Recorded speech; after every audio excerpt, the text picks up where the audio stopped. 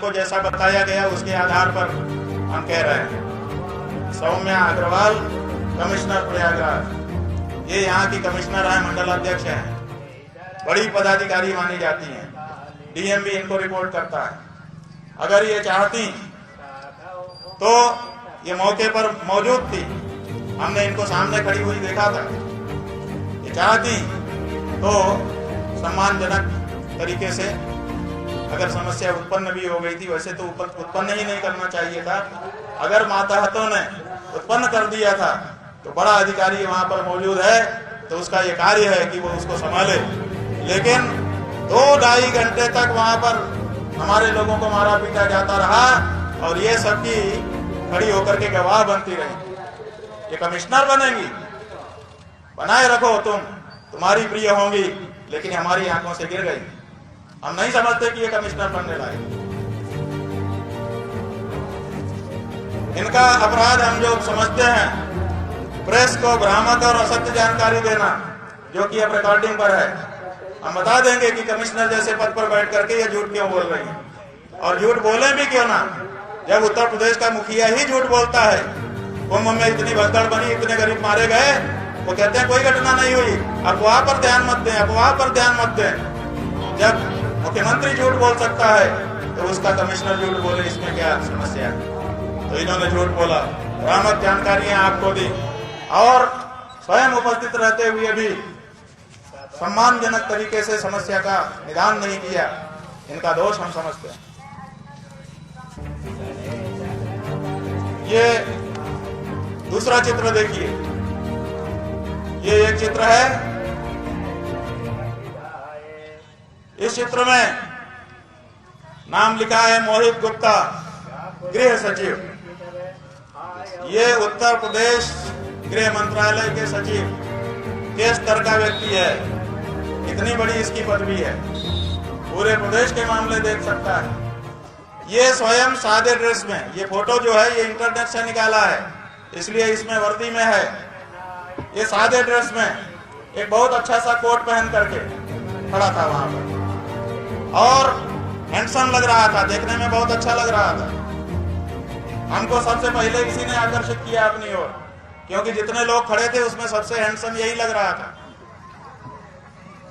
और फिर हमने क्या देखा, पहली बार हमने अपनी नजरों से बहुत सारे वाकये हम भी देख चुके हैं। पुलिस को भी देख लिया है, मार पिटाई भी देख ली है, पुलिस ने हमको भी 15 में मारा था वो भी देख लिया है, सब कुछ देखा है हमने। अनुभवी हम भी है थोड़े थोड़े।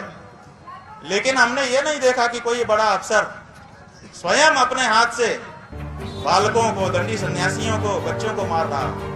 और हमने ये देखा कि ये गृह सचिव अपने हाथ से उनके गले को पकड़ करके, और ये जो कोहनी है इससे मार रहा था। कभी ऐसे करके मार रहा था, कभी ऐसे करके मार रहा था। हमने तो, हमारे पास कैमरा नहीं होता है, वीडियो नहीं बनाया है, आंखों में हमारे वीडियो बना हुआ है, कभी नहीं भूलेगा। ऐसा भी नहीं है कि वीडियो नहीं बना है, बहुत सारे लोगों ने वीडियो बनाया भी है। और आज तक का जो चैनल है, आज तक के चैनल ने जो पहला वीडियो प्रसारित किया है उसमें वही व्यक्ति मारते हुए दिख भी रहा है। ऐसा नहीं है कि हम झूठ बोल रहे हैं। ये गृह सचिव है। और जिन लड़कों को हमारे अंदर ले जाके मारा पीटा गया था उसकी कहानी हम बता रहे हैं। उन्हें बताया कि ये लगातार टेलीफोन में किसी से संपर्क में था और कहता था कि मार दिया है, ठीक कर दिया है। और फिर ये भी कहा एक बार कि बॉस कह रहे हैं कि भाई, मतलब यहाँ के अफसरों की बाइट चाहिए थी ऊपर किसी को। इसका मतलब ये सारी घटना वहां से लाइव हो रही थी और निर्देश, जैसे अमेरिका का राष्ट्रपति लादेन के पकड़ते समय अपने यहाँ बैठ करके निर्देश दे रहा था, ऐसे ही कल की घटना में भी कोई था जो अपने कमरे में बैठ करके निर्देश कर रहा था। अमेरिका तो कमरे की वो तस्वीरें जारी करता है, क्या भारत जारी करेगा? क्या भारत के मीडिया में इतना दम है कि इस बात को पकड़ सके? शायद नहीं। ये जो मोहित गुप्ता है बंधुओं, हो सकता है नाम गलत हो, आप लोग करेक्ट कर लीजिएगा, चेहरा यही है। ये जो व्यक्ति है, बताया लोगों ने कि आदित्यनाथ जी का विशेष सचिव है, ये सादे ड्रेस में था, निर्देश लोगों को निर्देश यही दे रहा था। ये देखिए शुरू हो गया है। वहां के लोग भी यहाँ पर हैं जो शांति से बातचीत नहीं होने देना चाहते।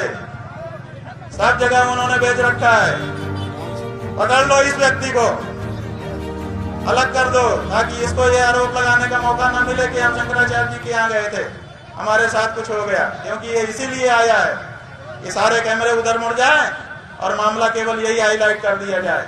ये देखो वो खोल लिया उन्होंने। हाँ ये देखो सबके मुड़ गए। हम जानते हैं एजेंडा आपका क्या है। पुलिस खड़ी है, उसको कोई दिक्कत नहीं है सब होने में। क्यों? क्योंकि वो तो एजेंडे पर है। ये जो व्यक्ति है यही निर्देश दे रहा था और बच्चों को स्वयं इसने मारा, हमने स्वयं देखा। और ये कह रहा था, डरा रहा था तरह तरह के शब्दों से, और कह रहा था कि तुम लोग अभी कम उम्र के हो, जिंदगी खराब कर देंगे। ये धमकी दे रहा था ये व्यक्ति। ये पुलिस है कि गुंडा है? उसके बाद एक और चेहरा आपको दिखा रहे हैं, ध्यान से देखिए। ये एक चेहरा है, ये एक चेहरा है।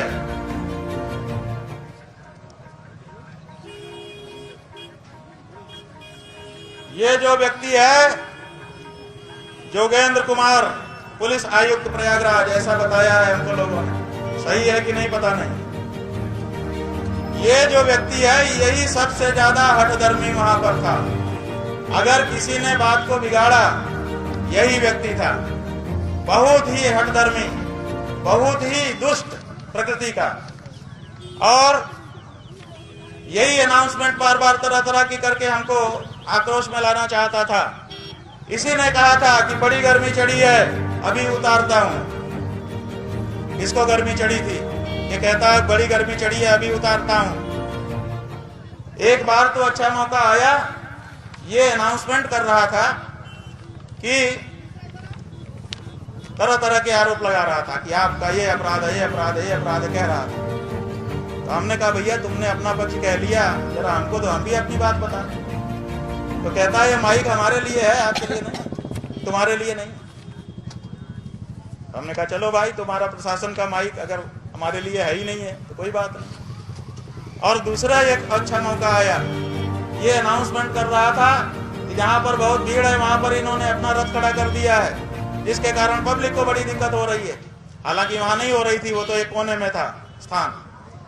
तो हमने उससे कहा कि अगर दिक्कत हो रही है तो जवानों को कह कि वहां खड़ा करवा दो जहां खाली है। हमने क्या गलत प्रस्ताव किया?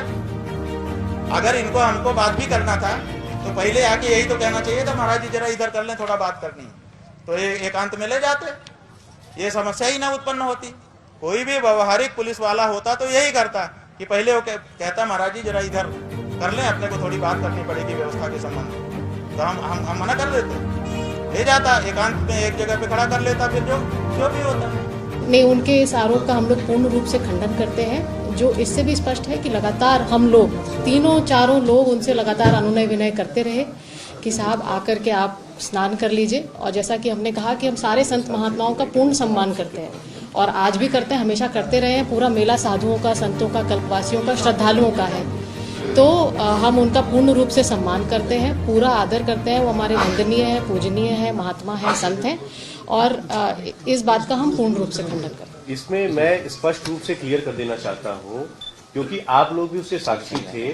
आपत्ति केवल और केवल वाहन के साथ संगम नोस तक जाने की थी। किसी भी पूजनीय संत महात्मा के द्वारा वाहन सहित संगम नोस तक कोई भी नहीं गया, कल कोई भी नहीं गया। और हम किसी भी परिस्थिति में एक किसी भी व्यक्ति को, स्वामी जी को या किसी भी को हम ये परमिशन, क्योंकि उस टाइम पे जो डेंसिटी थी, हम किसी को भी वाहन के साथ संगम नोस पे जाने के लिए अलाउड नहीं। आप नेक्स्ट आ जाए। उनके वो जो उनके पास जो व्हीकल था, वो उसकी फोटोज आपके पास है। उस वो जो नहीं, मैं बहुत क्लियर बता दे रहा हूँ, ठीक है, कि उसमें जो है वो बग्गी रूपी वाहन जो है वो आप लोग के पास भी उसके फुटेजेस है और उसमें व्हील्स डले हुए थे, उसमें प्रॉपर व्हील्स डले हुए थे। वो बग्गी रूपी जो वाहन था, हम उसके साथ अनुमति नहीं दे सकते और ना कोई वहां पे इस रूपी वाहन के साथ कोई संगम उस पे गया। अच्छा, एक सवाल ये है, ऐसी क्या सूरत बन गई जो वीडियोस बाहर आए उसमें साधु संतों का बाल पकड़कर उनको मारा भी गया, जो आरोप उनकी तरफ से जो वीडियोस में भी है, यहाँ तक कि सपा प्रमुख ने भी इस पर सवाल उठाए। देखिए सुनिए, देखिए मैं पुनः ये चीज को कह दूं कि आप सभी सम्मानित पत्रकार हैं, सभी हमारे मीडिया बंधु, आप लोग परिचित हैं कि पीसी की क्या व्यवस्था होती है, ताकि सभी को प्रश्न पूछने का अवसर हो, सभी को प्रश्न पूछने का अवसर हो। जिसकी वजह से इतनी मारपीट हो गई। देखिए ऐसा है कि आपके पास न्यूज है जो दखन में 5 घंटे 2 बार उसके बाद 3 घंटे एग्जाम लगा रहा है। हम लोगों को वहाँ से उनको जरूर जो वहाँ लोग थे उनको हटाने के लिए इतर करने के लिए पुलिस द्वारा व्यवस्था कर दी गई। अगर कोई वो आरोप लगा रहे हैं तो उसका कोई सीसीटीवी फुटेज या कोई भी नॉर्मल वीडियो भी हम अवेलेबल कराएंगे वो।